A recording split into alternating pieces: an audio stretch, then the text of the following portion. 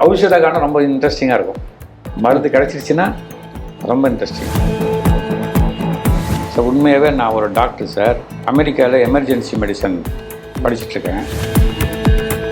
நீங்கள் எனக்கு என்ன வியாதின்னு பார்த்துக்க சொல்லுங்கள் சார். இவருக்கு வியாதி இவர் சொல்லணும். அது நம்ம கிட்ட கேட்டு நம்ம ஜீவனாரில் பார்த்து சொல்லி என்ன கேட்க போகிறாரு, அவர் அவாய்ட் பண்ணுறோம். உங்களுக்கு இந்த மாதிரி ஒரு தோல் வியாதி அப்படின்னு தெய்வமே சொன்னார். எல்லாம் சாப்பிட்டேன் சார், இனிமேல் என்கிட்ட மருந்தே கிடையாதுன்ட்டார். ஆங்கிலத்தில் மருந்தே கிடையாது சார். சூப்பர் சார், பாருங்கள் சார், வீடியோ காலில் காமிக்கிறார். அப்போ எனக்கு ஒரு டவுட் ஆயிடுச்சு, இவருக்கு இந்த வியாதி வர காரணம் என்னவா இருக்கும். திருப்பி நம்மளுக்கு இருக்க நாடி எடுத்து படித்து பார்த்தேன்.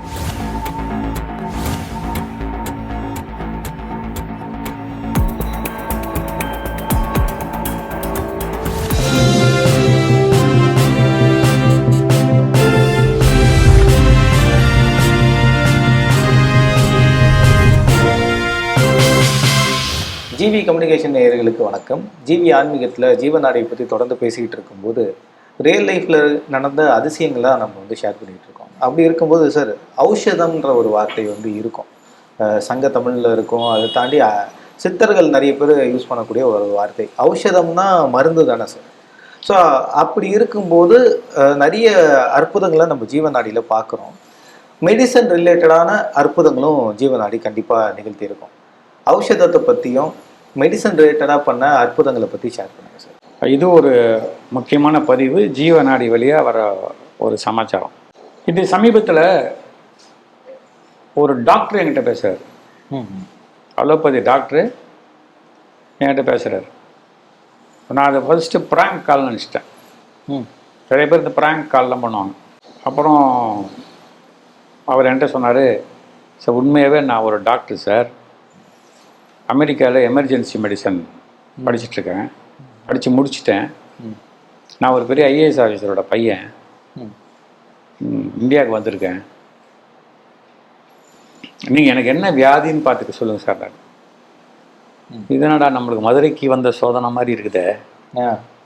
இவருக்கு வியாதி இவர் சொல்லணும்.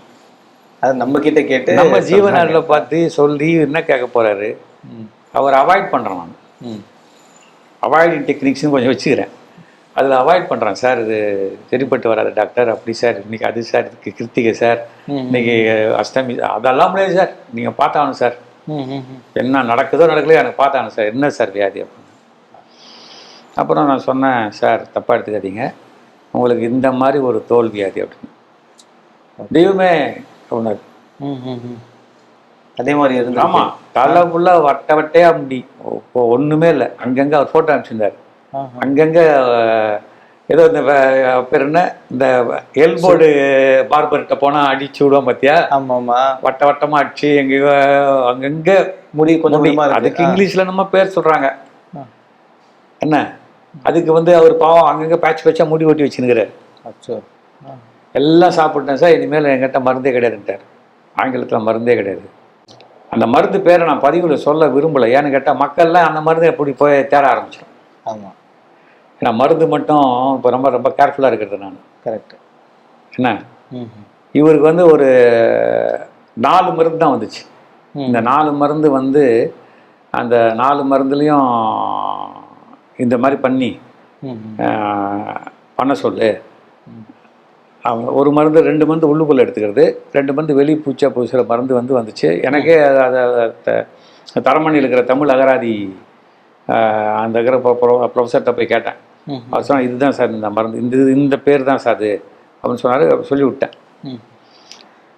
சொல்லிவிட்டு ரொம்ப நல்ல மனுஷன் அவர் டாக்டர் இருந்தால் கூட சார் ஃபீஸ் வேணாம்லாம் அல்ல சார், ஃபீஸ் கொடுத்தா சார் பழிக்கணும், நல்ல ஒரு ஃபீஸும் போட்டு அன்னதானத்துக்கு டொனேஷன்லாம் பண்ணிட்டார். சூப்பராக பண்ணிட்டு நீங்கள் அமெரிக்கா இது சரியாயிடுச்சுன்னா நீங்கள் அமெரிக்கா வந்தால் நீங்கள் தான் சார் என்னோட சீஃப் கெஸ்ட் அப்படின்னா. சரி சார், இது எல்லாமே சொல்லுவாங்க. சரின்னு சொல்லிட்டு விட்டேன். ஒரு 10 நாள் கழிச்சு அமெரிக்காலேருந்து ஒரு அமெரிக்கா நம்பர் வருது எனக்கு. இப்போ ஃபஸ்ட் டைம் பேசுவோம், இந்தியாவில் தானே பேசினார். ஓகே, கேட்டேன், யாரோ காலைல அமெரிக்கா பேசுகிறாங்க.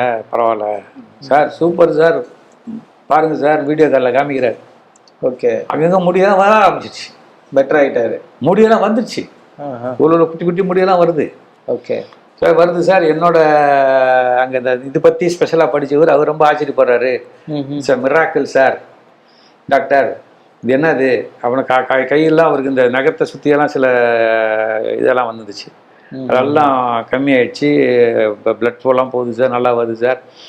அந்த மருந்து சாப்பிட்டேன், நான் கேட்டேன் மருந்து சாப்பிட்டீங்களா, தான் சைடு எஃபெக்ட் வருதா சார்னு கேட்டேன்.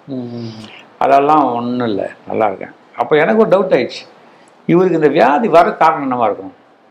இதுதான் ரொம்ப முக்கியமான மேட்ரு உங்களை மாதிரி யங் ஜென்ரேஷனுக்கு அப்படின்னு சொல்லிட்டு திருப்பி நம்மளுக்கு இருக்க நாடி எடுத்து படித்து பார்த்தேன். இந்த மாதிரி வியாதி வர்றதுக்கு என்ன காரணம்? இந்த வியாதி வர காரணம் பசுவின் இறைச்சியை சாப்பிடுவதாலும் இந்த பன்றி இறைச்சியை அங்கே வந்து அங்கே அமெரிக்காவில் அது எங்கேயுமே சாப்பிடாது, எங்கேயுமே சாப்பிடக்கூடாது. ஓகே, அதனால் வந்து ரெண்டு நிறுத்த சொல்ல வரேன் அப்படின்னு. இப்போ ஒரு நேற்று பேசினேன் அவர்கிட்ட, ரொம்ப சூப்பர் ரைட்டர் பார்ட்டி, அந்த முடி ஒட்டுற வேலைலாம் கிடையாது இப்போ. அதுதான், அதான் சொந்தமாக வந்துருச்சு. ஆமாம், அவ்வளோதான், ஒட்டுற வேலை கிடையாது. பொண்ணு பார்த்துருக்குறாராம் சொல்லிட்டார். சார் இதனால ஒரு 10 பொண்ணு ரிஜெக்ட் பண்ணிடுச்சு சார் நம்மளை.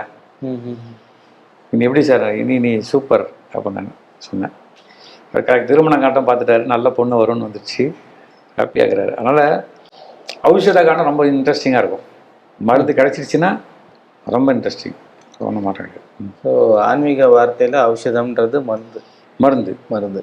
ஸோ அதில் நம்ம ஜீவநாடியில் படித்து சொன்னதால் ஒருத்தருடைய வாழ்க்கையே பயங்கரமாக மாறி இருக்கு. வாழ்க்கையில் வந்து உள்ளுக்குள்ளே எந்த வியாதி இருந்தாலும் கூட மறைச்சிடலாம். ஆமாம், வெளியில் எல்லாரும் பார்க்குற மாதிரி நோட் பண்ணுற மாதிரி இருக்கு இல்லையா, அதுக்கு ஒரு தீர்வு கிடச்சிருக்கு.